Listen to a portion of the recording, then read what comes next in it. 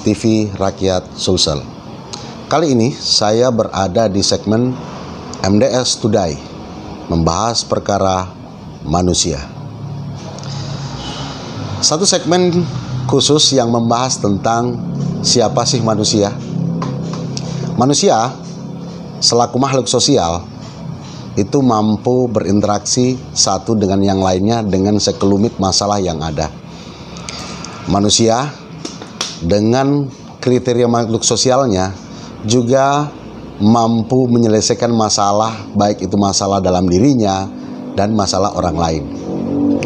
Termasuk dalam memahami, menentukan, serta melangkah. Tapi pada kesempatan kali ini, saya akan membahas tentang urgensi sebuah pemikiran. Disebut sebuah pemikiran jika 4 unsur komponen melekat di dalam hal tersebut. Yang pertama, pemikiran akan lengkap disebut sebagai sebuah pemikiran jika mempunyai indera. Mengapa demikian? Karena tidak mungkin sampai sebuah peristiwa tanpa ada jembatan yang dinamakan indera. Baik itu indera pendengaran, penciuman, perasaan, pengecapan, adalah sebuah instrumen-instrumen yang mengantar seseorang menempuh sebuah jalan, sehingga jalan inilah disebut indera. Dan yang kedua, fakta. Seseorang itu menyimpulkan sesuatu jika melihat fakta. Namun fakta yang ada karena jembatan indera sehingga mampu fakta ini dilihat, didengar, dicium, dan dirasakan. Yang ketiga, otak yang sehat. Seseorang membutuhkan otak yang sehat untuk kemudian sampai kepada proses berpikir yang sehat pula. Dan yang tidak kalah pentingnya ialah informasi awal. Karena informasi awal menentukan pemahaman seseorang tentang fakta yang dilihat, indera yang melihat, dan otak yang sehat. Jadi kurang daripada keempat unsur tersebut tidak lengkap dan tidak patut dikategorikan sebagai sebuah proses berpikir. Proses berpikir inilah yang melahirkan sebuah pemahaman dan kesimpulan agar seseorang bisa memahami fakta yang diindra, fakta yang didengar, dan fakta yang dirasakan. Ini tentang sebuah pemikiran. Saya angkat satu-satu contoh kasus. Kenapa membutuhkan 4 unsur tersebut? Salah satu contoh, ketika saya menghilangkan satu unsur dari keempat unsur yang saya sebutkan, maka tidak akan disebut sebagai proses berpikir. Contoh ya, seorang melihat fakta, lalu dari fakta itu dilihat melalui indera.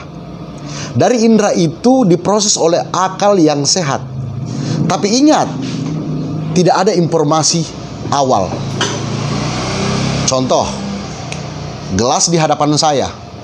Ketika anak kecil saya beritahu bahwa nak, ini namanya meja. Ternyata gelas.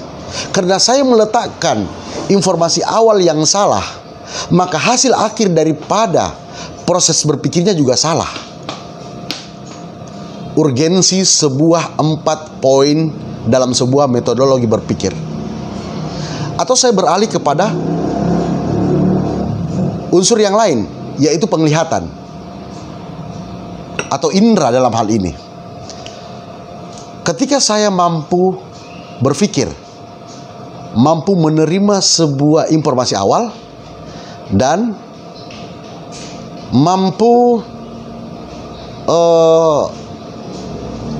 memahami sebuah fakta, tetapi indera yang tidak ada. Ketika saya mau mengindra sebuah benda, contoh indera penglihatan, ternyata di proses perjalanannya indera penglihatan saya ini dari lahir itu tidak ada. Ini sebuah contoh kasus ya. Dan saya sulit sekali memfaktakan sesuatu tentang fakta yang ada, tentang sebuah fakta benda. Saya hanya bisa merabanya. Yang berfungsi adalah indera peraba, bukan indera penglihatan.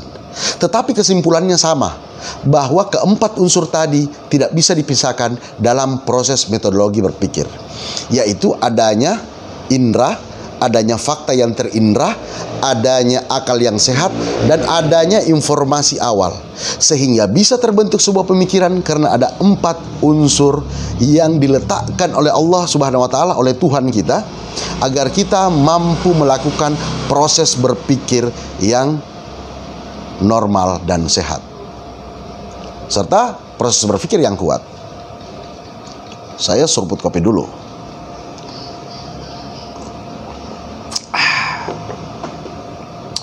Demikianlah sedikit sharing pengalaman tentang apa yang saya pahami tentang sebuah metodologi berpikir dan apa itu berpikir, dan unsur-unsur apa saja hingga pemikiran itu bisa dikatakan pemikiran. Saya MDS di TV Rakyat Sulsel. Assalamualaikum warahmatullahi wabarakatuh.